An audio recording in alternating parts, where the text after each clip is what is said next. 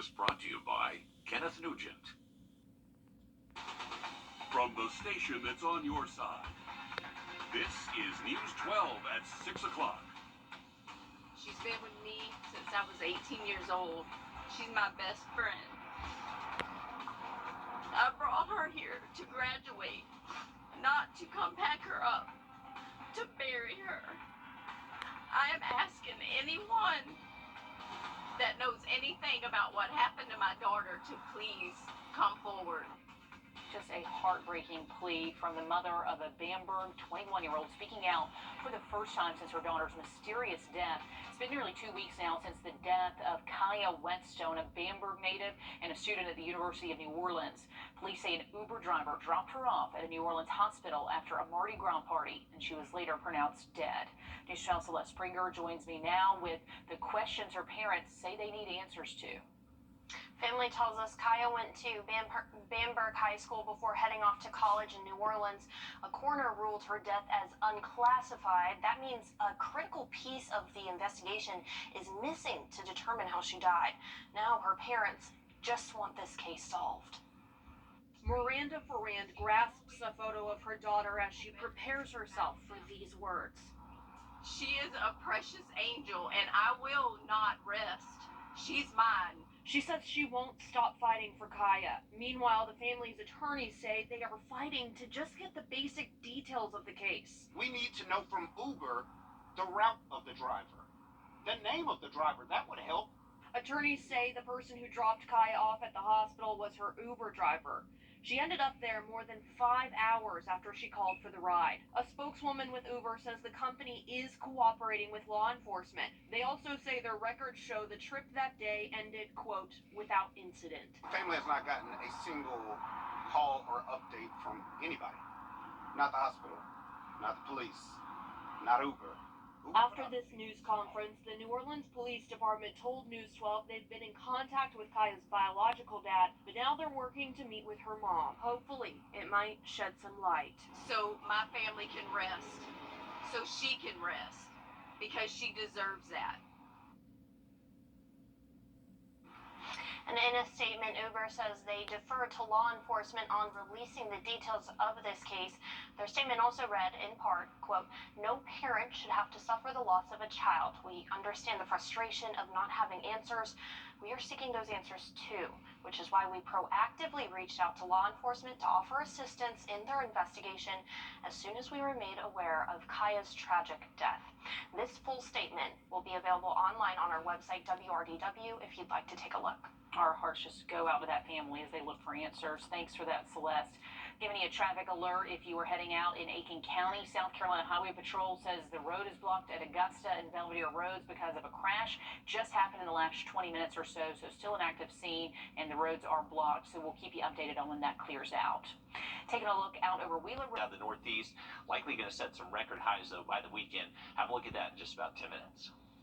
Families at a breaking point, one bill, one step away from homelessness. Imagine a paper bag, and imagine that paper bag is filled with water.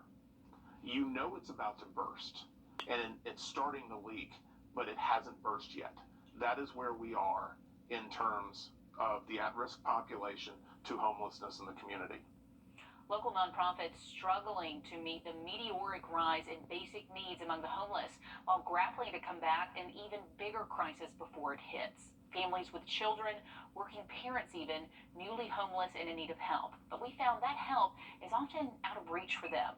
iTeen's Liz Owens uncovers the barriers keep assistance from needy families. So a couple years ago, the Salvation Army shelter did not even have any family rooms. Kids just didn't come to the shelter. Just one night last week, 22 kids stayed there. The face of our homeless population is shifting, and the system for getting help is not equipped to meet the unique needs of families with children. A snapshot from happier times. As long as I've had income coming in, I've never had a problem with providing for my kids or paying my bills. A year ago, Alicia had a home, a full-time job, and provided for her children. That year ago now feels like a lifetime ago. How old are your children? 8, 3, 1 month. sleeping in this vehicle? Yes. Alicia's car no longer cranks, and she's stuck in a revolving door of dead ends. All the calls that I made Friday. Friday, and these are to who? Who did you call? All the agencies in Augusta. So that's Salvation Army, Marion Barnes, Bright House, Family Promise, Safe Homes, and a lot of others that was on Google. and nobody. Reach back out. She tries to get help. She makes calls in December when she lost her apartment. She makes 22 calls the week before she called us in January. She and her friend make more calls the day we meet her. She's called all the shelters. We were going online, on Google, going And down just nobody would answer, or they said they were full? They said they were full. And even when we came out here, the signs on the door said women's shelter full, men's shelter I full. saw that too. No home, no way to stay warm. With snow on the way, Alicia is desperate when she reaches out to the I-Team. We make calls that night, and a few hours later walk her and her children into the only family shelter in the city. I'm reaching out, she's reaching out, and we're getting the same responses. So it actually took a news reporter to actually get them here to say, okay, well, we've got a room that she can get into. But where do you go when you're stuck in a revolving door of dead ends? Alicia carries her family's belongings in bags and boxes out of the shelter every morning. Clothing, diapers, formula, all of it every day.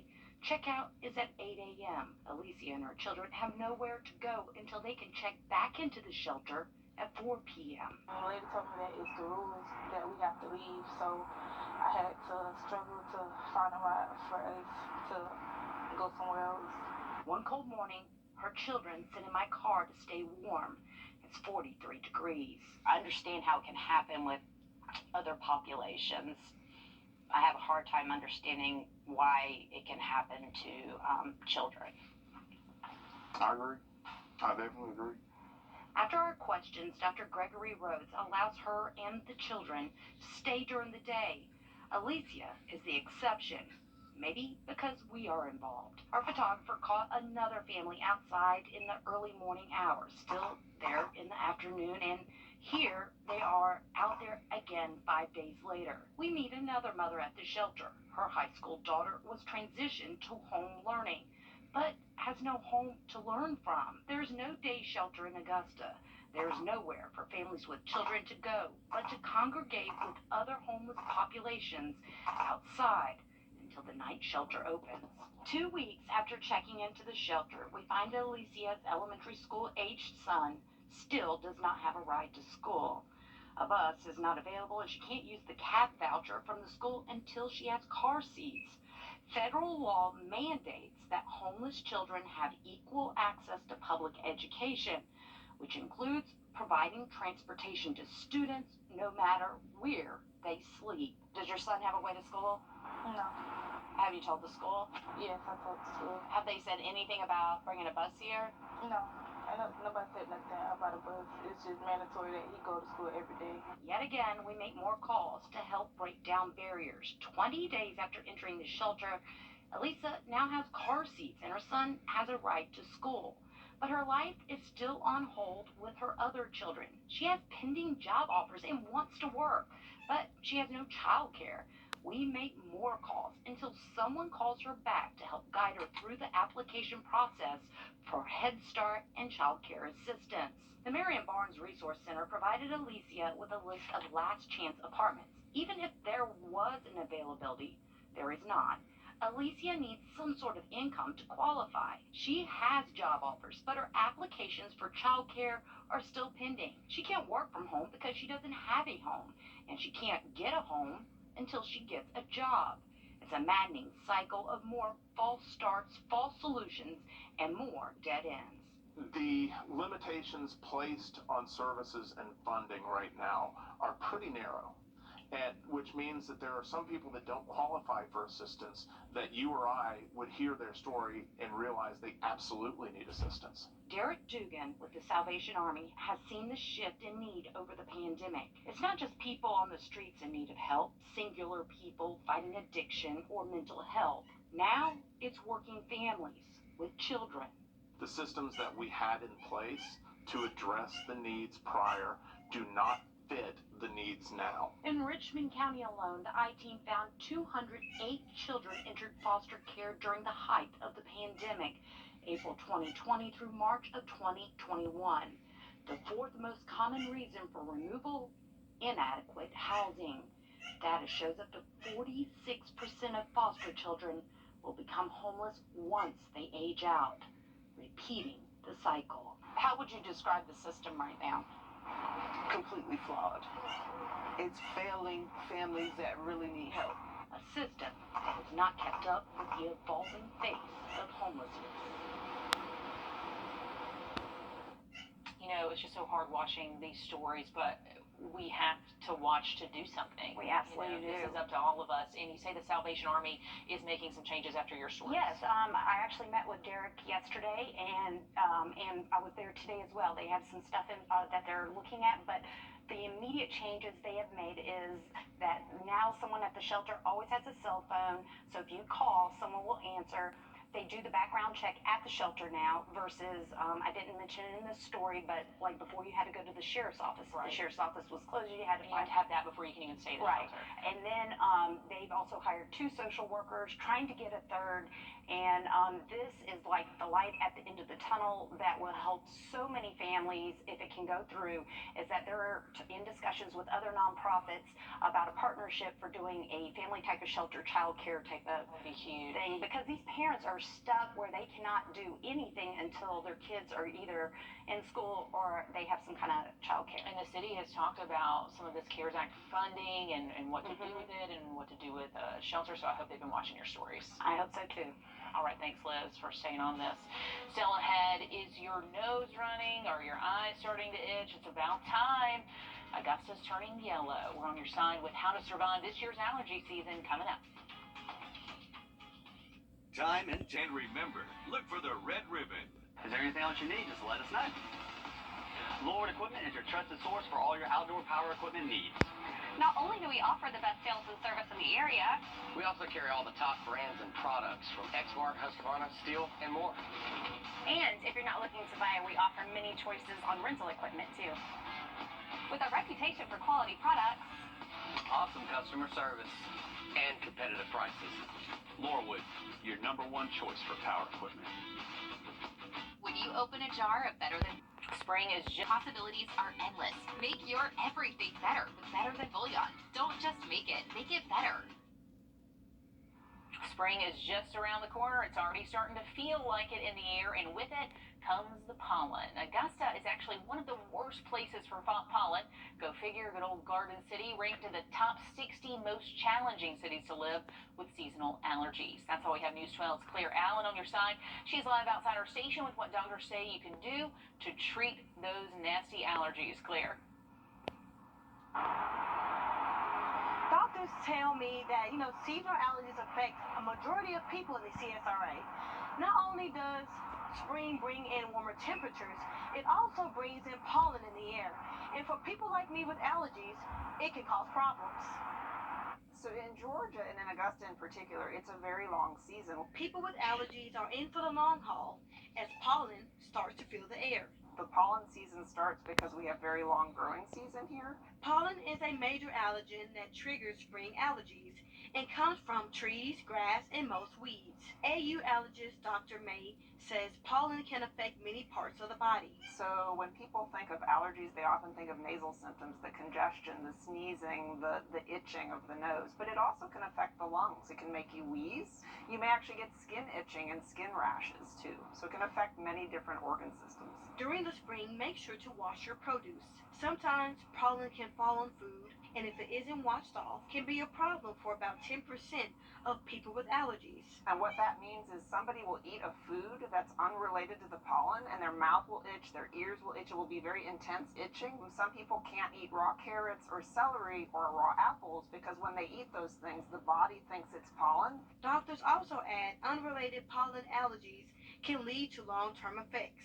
Inflammation of the lungs and inflammation of the sinuses, and that inflammation over time can lead to chronic lung damage.